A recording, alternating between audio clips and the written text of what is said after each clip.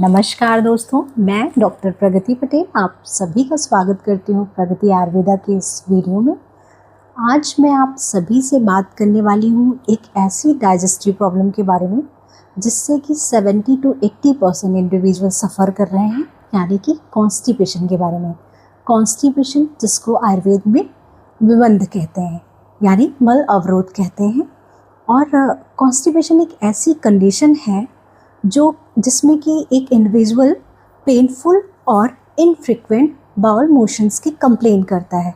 साथ ही में वो बताता है कि उसको स्ट्रेनिंग और इनकम्प्लीट इवैक्यूएशन मीन्स उसको मोशंस जो हैं वो प्रेशर के साथ होते हैं और साथ ही में उसको ऐसा फील होता है जैसे कि उसका पेट पूरी तरीके से साफ़ नहीं हुआ है। साथ ही में उसको हार्ड स्टूल की भी कंप्लेन करता है। कभी कभी पेशेंट कहता है कि उसको मोशंस जो हैं वो रेगुलर नहीं है, मीन्स पर डे नहीं हो रहे हैं या फिर उसको 3 से 4 दिन में एक बार हो रहे हैं। तो ये सभी शिकायतें जो हैं वो पर डे जो है वो बढ़ती ही जा रही हैं।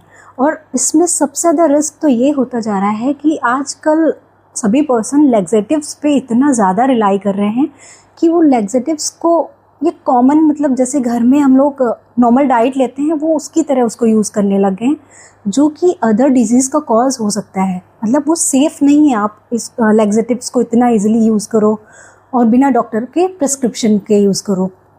तो ये अलग से कोई डिज़ीज़ नहीं है, लेकिन ये कई डिज़ीज़ में एक सिम्टम यानी लक्षण के रूप में हमें देखने को मिलता है, या फिर ये कई डिज़ीज़ का कॉज भी हो सकता है। जैसे हेमराइड्स है मीन्स पाइल्स हैं, या फिर फिशर है, फिस्टुला है, इरिटेबल बाउल सिंड्रोम है, या इन्फ्लेमेटरी बाउल डिजीज़ है। जैसे मैंने जो डाइट बताया और लाइफस्टाइल, इन सब कारणों से क्या होगा, अपान वायु दूषित होती है और वो जो हमारा एक्सक्रीटा है, जो वेस्ट मटेरियल है, उसको एक्सक्रीट आउट ना करके बॉडी में ही रखता है। मतलब वो वहीं पे स्टैग्नेंट रहता है, रुका रहेगा। तो इसके रुकने की वजह से क्या होगा, पेशेंट कॉन्स्टिपेशन वो उसकी शिकायत करता है, साथ ही में उसको हैवीनेस फील होगी और आगे उसको क्या डिजीज़ेस हो सकते हैं। मतलब कई बार पेशेंट जो होता है प्रतिशाय मीन्स रनी नोज, इसकी कंप्लेन लेकर के आता है। तो ऐसे पेशेंट में हमें ध्यान देने की ज़रूरत है। उससे हमें उसकी डाइजेस्टिव जो हिस्ट्री है, उसके फूड हैबिट्स हैं, इन सब के बारे में पूछना होता है, क्योंकि कॉन्स्टिपेशन और रनी नोज, किसी को बाबा कोल्ड कफ हो रहा है तो उसके पीछे कहीं ना कहीं उसका डाइजेशन इन्वॉल्व होता है। और साथ ही में उसको लेग क्रैम्प्स यानी पिंडिकोद्वेस्टन इसको आयुर्वेद में कहेंगे, लेग क्रैम्प्स की भी शिकायत करता है। पेशेंट सिरहसूल मीन्स हेडक की कंप्लेन करता है। उसको उसका जो चेस्ट रीजन है उसमें हैवीनेस की कंप्लेन करता है। साथ ही में उसके मतलब माउथ से बहुत ही फाउल स्मेल आती है। तो ये सब कंप्लेन पेशेंट अगर कर रहा है तो आपको उसकी डाइट की हिस्ट्री, उसकी डाइजेशन की हिस्ट्री और उसके मोशंस की हिस्ट्री, इन सब को पूछना होता है और इन सब पे ध्यान देना होता है, क्योंकि ये अपान वायु जो है वो प्रकोपित है, उसकी वजह से ही हो रहा है। तो ये था आयुर्वेद पर्सपेक्टिव। अब हम बात करेंगे कि वो आयुर्वेदिक अप्रोचेस क्या हैं जिनके थ्रू हम कॉन्स्टिपेशन को मैनेज कर सकते हैं। तो देखिए, मैनेजमेंट का जो एम है वो सबसे ज़्यादा इम्पॉर्टेंट है। हमारा एम केवल कॉन्स्टिपेशन को रिमूव करना नहीं है, बल्कि इसके साथ साथ हमारी जो गट हेल्थ है उसको प्रमोट करना और हमारा जो डाइजेशन है उसको इन्हेंस करना। तो ये तीनों चीज़ें कैसे होंगी, ये होंगी हमारा जो मतलब डाइटरी एडजस्टमेंट है इसके थ्रू, दूसरा लाइफस्टाइल मॉडिफिकेशन, तीसरा हर्बल प्रिपरेशंस कुछ उनके बारे में, और इन लास्ट अगर आपको कॉन्स्टिपेशन बहुत ज़्यादा सीवियर है तो कुछ डिटॉक्सिफिकेशन थेरेपीज़ जो कि पंचकर्मा में वमन, विरेचन या बस्तीकर्म, इनका बहुत ही अच्छा रिस्पॉन्स है कॉन्स्टिपेशन के केस में। तो आइए सबसे पहले बात करते हैं डाइटरी मॉडिफिकेशन जो है उसके बारे में। तो आपको जो डाइट है वो बहुत ही इम्पॉर्टेंट रोल प्ले करती है। मतलब जितने भी डाइजेस्टिव प्रॉब्लम्स होती हैं उन सब में आप क्या डाइट ले रहे हो, है ना, वो उस पे डायरेक्टली उसका रिलेशन होता है। तो आपकी जो डाइट है वो प्रॉपर एक बैलेंस डाइट होनी चाहिए। मीन्स उसमें प्रोटीन, फाइबर्स, मिनरल्स और विटामिन्स, ये फाइबर्स, ये सब कुछ मतलब एक प्रॉपर प्रोपोर्शन में होना चाहिए। आपको फाइबर रिच डाइट लेनी है। फाइबर रिच डाइट क्यों लेते हैं, उसका क्या इंपॉर्टेंस है? तो जो फाइबर है वो हमारे स्टूल को उसमें जो है बल्क ऐड करते हैं, ठीक है, और उसको क्या करते हैं, उसका स्मूथली मतलब हमारे डाइजेस्टिव ट्रैक्ट से वो स्मूथली इवैक्यूएट हो सके, उसमें भी हेल्प करते हैं। तो इसलिए फाइबर का बहुत इंपॉर्टेंट रोल है हमारी गट हेल्थ के लिए। तो फाइबर रिच डाइट में सबसे पहले आप मतलब क्या ले सकते हैं, जो हमारी होल ग्रेन्स हैं, जैसे होल व्हीट है, बार्ले है, ओट्स है, क्विनोआ है, ये सब चीज़ें आप ले सकते हैं। ब्राउन राइस है, ये सब कुछ आप ले सकते हैं। अगर हम लेग्यूम्स में देखें तो हमारी लेंटिल्स यानी हमारी लेंटिल्स यानी दालें हैं, हमारी राजमा, छोला, चना, सेम है, सोयाबीन है, ये सब आप ले सकते हैं। नट्स हैं, सीड्स हैं, सीड्स में जैसे आप तरबूज के सीड्स हैं ना, वाटरमेलन सीड्स हो गया, या फिर आप खरबूजे के सीड्स भी हैं, चिया सीड्स हैं, इन सब को आप ले सकते हैं। और इसके साथ साथ सब्जियों में आप ग्रीन लीफी जो वेजिटेबल्स हैं उनको ले सकते हैं, गाजर, मूली, चुकंदर, ये सब लेना है। और जितनी हरी सब्जियां तो जितनी आप ले सकते हैं, सभी फाइबर रिच होती हैं, इनको आपको अपने खाने में ऐड करना है। साथ ही में फ्रूट्स की बात करें तो फ्रूट्स में विटामिन सी रिच जो भी फ्रूट्स हैं उनको आप यूज़ कर सकते हैं, जैसे सेब है, नाशपाती है, अंजीर है, अंजीर बहुत अच्छा रोल प्ले करती है कॉन्स्टिपेशन में, आप इसको यूज़ कर सकते हैं। संतरा है, अमरूद है, तो इनको आप यूज़ करिए। ये डाइट की बात हो गई। और साथ ही में आपको डाइट में क्या नहीं लेना है, बहुत ही हैवी डाइट मत लीजिए, यानी फ़ैट का इंटेक कम से कम कीजिए, प्रोटीन ज़्यादा बढ़ाइए अपनी डाइट में। वाटर का इंटेक वो बढ़ाना है, यानी आपको हाइड्रेटेड रहना है। हाइड्रेट आप कैसे रह सकते हैं, तो आप नारियल पानी जो है उसको यूज़ कीजिए, फ्रेश जूस जो है आप उसको लीजिए, या घर में ही मतलब फ्रूट्स जो है उसका जूस आप निकालिए और उसको यूज़ करिए। आप हर्बल टीज़ का यूज़ कर सकते हैं। हर्बल टी कौन कौन सी, जैसे मिंट टी, मिंट टी का बहुत अच्छा मतलब पुदीना जो है आप उसकी टी उसको मतलब टी की तरह बना करके उसको बॉईल करके उसको यूज़ करें। और या फिर मुलेठी जो है उसकी टी बहुत ही ज़्यादा अच्छा रोल प्ले करती है डाइजेस्टिव प्रॉब्लम्स में। और जिंजर टी भी, ये 3 तरीके की टी है, आप इनको बना सकते हैं, ये बहुत अच्छा रिस्पॉन्स देती हैं। साथ ही में आप क्या कर सकते हैं, त्रिफला का यूज़ कर सकते हैं अपने डेली रूटीन में। त्रिफला में आप नाम से ही पता चलता है, हरितकी, विभीतिकी और आम्लकी, ये 3 हर्ब्स होती हैं, इनका कॉम्बिनेशन होता है।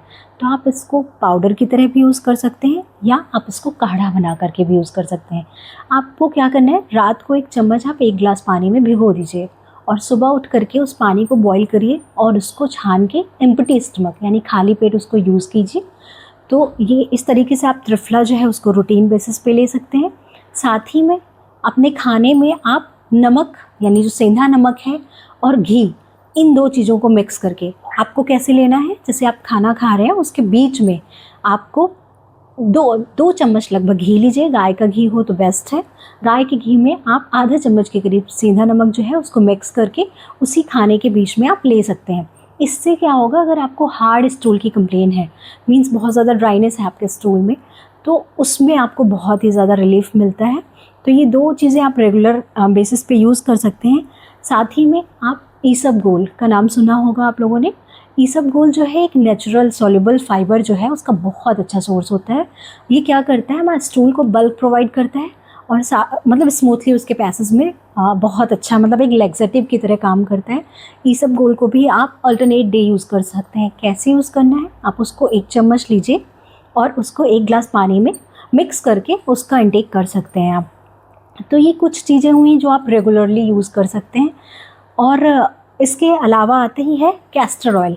कैस्टर ऑयल जो है, अगर आपको क्विक रिस्पॉन्स चाहिए, कॉन्स्टिपेशन से क्विक रिलीफ चाहिए, तो आप उसमें 1 या 2 टेबलस्पून कैस्टर ऑयल लीजिए और उसको गर्म पानी करके यानी गुनगुना पानी हो उसमें या फिर गुनगुने दूध में मिक्स करके बेड टाइम में इसको लेना है, सोने से जस्ट पहले ले लीजिए। आपका मतलब ये बहुत ही अच्छा रिस्पॉन्स देता है, लेकिन इसको रोज़ नहीं लेना है, रेगुलर बेसिस पे बिल्कुल नहीं लेना है। आपको इंस्टेंट रिलीफ चाहिए तो आप इसको 1 वीक तक यूज़ कीजिए, फिर इसको बंद कर देना है, फिर 10 डेज़ के गैप के बाद फिर से यूज़ कर सकते हैं। मीन्स इसको एक डॉक्टर के प्रेस्क्रिप्शन से ही लीजिएगा, यही एडवाइस करूँगी मैं। अब हम बात करेंगे कि आपको अपने लाइफस्टाइल में क्या मॉडिफिकेशंस करने हैं ताकि आपको कॉन्स्टिपेशन ना हो, या है तो आप उसको दूर कर सकें। तो आपको एक प्रॉपर स्लीप लेनी है 7 से 8 घंटे की, क्योंकि स्लीप का भी बहुत इंपॉर्टेंट रोल है डाइजेशन में। मेटाबॉलिज्म में बहुत इंपॉर्टेंट वो रोल प्ले करता है। अगर आप प्रॉपर स्लीप नहीं लेते हैं तो डाइजेशन जो है वो भी स्लगिश हो जाता है, यानी स्लो डाउन हो जाता है। तो पहला पॉइंट ये हो गया। दूसरा, मॉर्निंग में उठते ही आपको गुनगुना पानी जो है उसको पीने की आदत डालनी होगी। आप वो पानी जो है सिंपल भी ले सकते हैं। आप उस जीरा पाउडर या अजवाइन पाउडर, मेथी पाउडर, सौंफ का पाउडर, ये सब जो मसाले हैं, आप मतलब ये अलग अलग जो चीज़ें हैं ये भी हमारे डाइजेशन को इन्हेंस करती हैं, तो आप इनका इंटेक कर सकते हैं। आप या तो रात को इनको एक ग्लास पानी में भिगा दीजिए और मॉर्निंग में उसको हल्का सा बॉईल करके उस पानी को छान के ले लीजिए, या आप इसका पाउडर भी ले सकते हैं मॉर्निंग में 1 गिलास पानी के साथ। आप अपने दिन की शुरुआत इससे कीजिए। ये आपके गट हेल्थ को बहुत ही ज़्यादा इम्प्रूव करता है। साथ में आपको क्या क्या चीज़ें अवॉइड करनी है, आप मतलब बहुत आपकी जो अलग अलग टाइमिंग है, आपकी ईटिंग टाइमिंग जो है, यानी मील की जो टाइमिंग है उसके बीच में बहुत ज़्यादा गैप नहीं होना चाहिए। आप 2 से 3 घंटे के बीच में थोड़ी थोड़ी कुछ चीज़ें मतलब आपको खाने की हैबिट डालनी है कि आप एक टाइम में बहुत सारा मील ना लें, यानी बहुत हैवी मील्स से अपने आप को बचाएं और बहुत ही ओवर ईटिंग ना करें। मतलब ओवर ईट से बिल्कुल बचना है। आपको जितनी भूख है आप 70% ही उसको मतलब अपनी भूख को सेटिस्फाई कीजिए। और वाटर का इंटेक जो है वो खाना खाने के साथ मत कीजिए प्लीज़। खाना खाने के आधा घंटे पहले ही आपको जो पानी पीना है आप पी लीजिए। आप खाना खाने के लगभग आधे से 1 घंटे तक पानी का इंटेक मत कीजिए। और सैलड्स का यूज़ ज़्यादा कीजिए खाने में, अपने सब्जियों का और दाल का रोटी और चावल की जगह पे, मतलब आप उसको थोड़ा सा स्किप कर सकते हैं, उसकी जगह पे इनको ज़्यादा यूज़ कीजिए। और आप एक्सेस कॉफ़ी का इंटेक अगर करते हैं या टी का इंटेक करते हैं तो प्लीज़ उसको अवॉइड कीजिए। अल्कोहल का इंटेक भी अगर आप कर रहे हैं तो उसको अवॉइड कीजिए, क्योंकि इन सब से बॉडी जो है वो डिहाइड्रेट होती है और वो आगे चल कर के कॉन्स्टिपेशन कॉज करती है। साथ ही में आपके अगर रूटीन में फ़िज़िकल एक्टिविटी नहीं है तो आप उसको ऐड कीजिए। आप पूरे दिन में लगभग आधे से 1 घंटे एक्सरसाइज कीजिए। आप एक्सरसाइज नहीं कर सकते हैं किसी कारणवश तो आप वॉकिंग कीजिए, मतलब वॉक कीजिए मॉर्निंग या फिर इवनिंग। आप योगा कर सकते हैं। आप मतलब जो सॉफ्ट एक्सरसाइजेज़ हैं आप उनको कर सकते हैं, जो कि आपकी डाइजेशन जो है उसको इम्प्रूव करेंगे। तो ये सब चीज़ें आप अपने मतलब रूटीन में शामिल कीजिए। इससे जो है आपकी अग्नि जो है वो प्रदीप्त होगी और आपको ये जो कॉन्स्टिपेशन की प्रॉब्लम है या डाइजेशन से रिलेटेड अदर प्रॉब्लम्स हैं, ब्लोटिंग है, एसिडिटी है, ये सब चीज़ें जो हैं, ये सब प्रॉब्लम्स जो हैं आपकी वो कम हो जाएंगी। अब मैं कुछ आयुर्वेदिक मेडिसिन्स हैं जिनको कि कॉन्स्टिपेशन के पेशेंट में यूज़ कर सकते हैं। अगर आपको कॉन्स्टिपेशन 3 से 4 महीने से लगातार है, आप नोटिस कर रहे हैं और आपको ब्लोटिंग की प्रॉब्लम हो रही है, यानी पेट फूला फूला सा लगता है, आपको मोशन जाने के बाद ऐसा लगता है कि अभी पूरी तरीके से पेट साफ़ नहीं हुआ है, यानी इनकम्प्लीट इवैक्यूएट हुआ है, तो ऐसी कंडीशन में आप 3 ऐसे पाउडर हैं जिनको यूज़ कर सकते हैं। पहला, पंचकोल चूर्ण। इसमें मेन 5 चीज़ें होती हैं: चब, चित्रक, सुंठी, मरीच और पिपली। इसका बहुत ही अच्छा रिस्पॉन्स होता है ऐसी कंडीशन में। इसको आप मॉर्निंग और इवनिंग दोनों टाइम पे 1-1 चम्मच खाना खाने के 1 घंटे बाद ले सकते हैं, गुनगुने पानी के साथ या फिर घी के साथ मिक्स करके। अगर आप इसको घी के साथ मिक्स करके लेते हैं तो अगर स्टूल आपका हार्ड है, ऐसी कंप्लेन है आपको, और बहुत ही ड्राई स्टूल होता है, तो उस कंडीशन में भी आपको रिलीफ मिलेगा। दूसरा है पिपली मूल आदि चूर्ण। इसको आप मॉर्निंग में एम्प्टी स्टमक इसको लेना है 1 चम्मच गुनगुने पानी के साथ। तीसरा चूर्ण है गंधर्व हरितकी चूर्ण। इसका भी रिस्पॉन्स बहुत ही अच्छा है। गंधर्व हरितकी चूर्ण को भी आप 1-1 चम्मच सुबह और शाम खाना खाने के बाद गुनगुने पानी के साथ ले सकते हैं। इसके बाद 3 ऐसी टैबलेट्स हैं, मतलब बहुत सी टैबलेट्स हैं आयुर्वेद में जिनका बहुत ही अच्छा रिस्पॉन्स है कॉन्स्टिपेशन के केस में, लेकिन 3 अक्सर मैं अपने पेशेंट को प्रिस्क्राइब करती हूँ। अगर आपको 4-5 महीने हो गए हैं ये प्रॉब्लम हो रही है, आपको इजीली स्टूल पास नहीं हो रहा है, आपको साथ ही साथ में बेल्चिंग भी हो रही है, ये सब हैवीनेस लग रही है चेस्ट रीजन में, ये सब प्रॉब्लम्स हो रही हैं, तो आप त्रिव्रत घनवटी जो है इसका यूज़ कर सकते हैं। एरंड भ्रष्ट हरितकी जो है इसको रेगुलर बेसिस पे आप यूज़ कर सकते हैं, मतलब डॉक्टर के प्रिस्क्रिप्शन में, उनके किसी डॉक्टर के गाइडेंस में ही यूज़ कीजिएगा, अपने आप इसको मत यूज़ कीजिएगा। एरंड भ्रष्ट हरितकी 1-1 टैबलेट सुबह शाम, और तीसरी जो टैबलेट है, अगर आपको ज़्यादा मतलब थोड़ा सा सीवियर कॉन्स्टिपेशन है, आपको इन टैबलेट से आराम नहीं हो रहा है, तो आरगवत घनवटी, इसका बहुत ही अच्छा रिस्पॉन्स है। आप मतलब ये डाइजेशन को भी इम्प्रूव करता है, साथ ही साथ में आपके स्टूल को भी सॉफ्टन करता है, मतलब सॉफ्ट कर देता है, और ताकि वो ईजिली इवैक्यूएट हो सके। तो ये टैबलेट्स थी कुछ और पाउडर थे।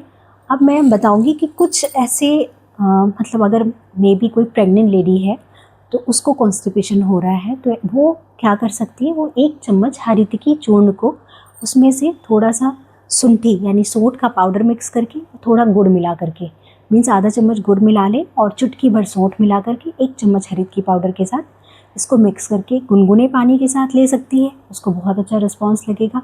थोड़ा सा अगर सीवियर कॉन्स्टिपेशन हो रहा है तो आप इसी सेम चीज़ को वो त्रिफला काढ़े के साथ भी ले सकती है।